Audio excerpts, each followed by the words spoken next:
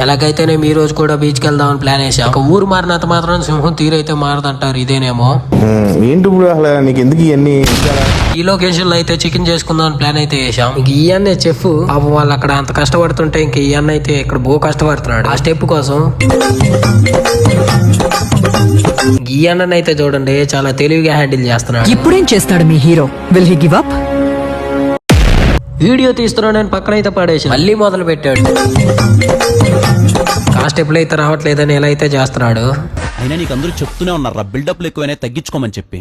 ఏం చేద్దాం? ఇంకా అలా చికెన్ అయితే ప్రిపేర్ చేయడం స్టార్ట్ చేశారు. ఇంక ఈ అన్న అయితే చికెన్ సరిగ్గా ఉడకోక ముందలే స్టార్ట్ చేశాడు. బిట్టు యాటిట్యూడ్ చాలా తప్పును చిన్న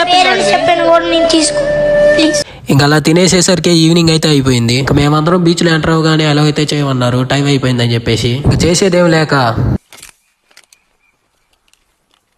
విశ్వదనాయక